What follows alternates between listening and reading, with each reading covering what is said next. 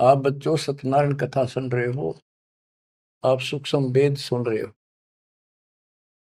आपने सुन लिया 104 साल का महापुरुष ब्राह्मण वेद और गीता का प्राकांड विद्वान कहलाता था। और जब मालिक का यथार्थ ज्ञान हुआ बैठ गया पेट पकड़ के और उस 5-6 साल के बालक के चरणों में पड़ गया। मैं भगता मुक्ता हुआ, कर्म कुंद किया नाश, गरीब दास निज ब्रह्म तुम मेरा हो गया दृढ़ विश्वास।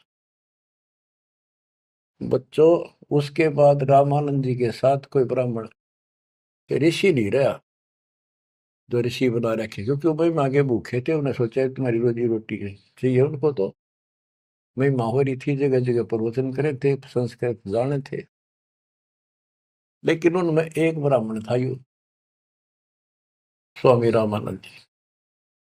उसी दिन से अपना कर्म बनाने के लिए अलग बैठ गया, आश्रम बना लिया। और आश्रम तो था जो ऋषि बने हुए थे उनका आना बंद कर दिया, बाकी अन्य सामान्य नागरिक तो आते रहे उनके पास और परमात्मा जाते रहे, यथार्थ ज्ञान बताते रहे।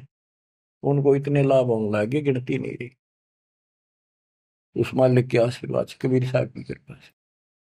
जैसे पहले केवल ब्राह्मण लोगों को दीक्षा देते थे रामानंद जी, फिर परमात्मा ने उनको ऐसी फड़क निकाली, सिकंदर लोधी को तकलीफ हुई, उसके बाद वो सेट हुए। जाति पाति तो खत्म हो चुकी थी, लेकिन मुसलमानों को अलग मानते थे तब भी।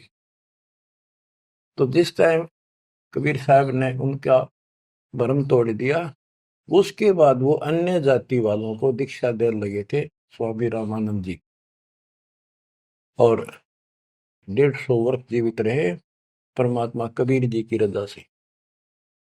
क्योंकि उनको एक शंका हो गई थी कि थोड़ा सा जीवन रह गया, ये भक्ति मैं कर नहीं पाऊंगा और वो मेरी जागी छूट, मैं कहीं का नहीं रहूंगा। तो परमात्मा ने कहा था आप जब तक चाहोगे तब तक जीवन दूंगा आपको, आप यह भक्ति करो। उनको प्रत्येक बात का विश्वास था, क्योंकि मालिक थे वो, खुद आंखों देख आए थे, इसलिए वो दृढ़ हो गए। फिर उसके बाद जैसे एक राजपूत थे पीपा दास जी, और रविदास जी चमार जाति से, और भी काफी दूसरी जाति वालों को भी कबीर साहब ने रामानंद जी से गुरु दीक्षा दिलाई। तो बच्चों, दास देख के आया था गंगा के किनारे एक आश्रम है जहां रामानंद जी पहले रहा करते थे। वो तो कच्ची झोपड़ियां हुआ करती थी, बढ़िया बना बनू के छान छून की कच्ची लीप लाप कर रखा करते दीवारों पे। अब वहां पक्के बना रखे हैं, और वहां 3 मंजिल बना रखी है, पूरा मकान बना हुआ है। हम खुद देख कर आए थे, सैकड़ों भगत मेरे साथ थे। एक नौका में बैठ के गंगा पार करके उस रामानंद जी के उस आश्रम में आप गए। वहां कोई नहीं था।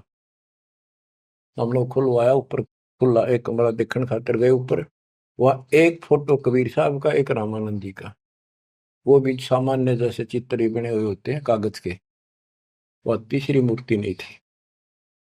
आज भी याद है कि रामानंद जी कबीर साहब के शिष्य थे, और कबीर साहब रामानंद जी के शिष्य थे, मतलब किसी तरह समझो। उसके बाद रामानंद जी के साथ कोई नहीं रहा।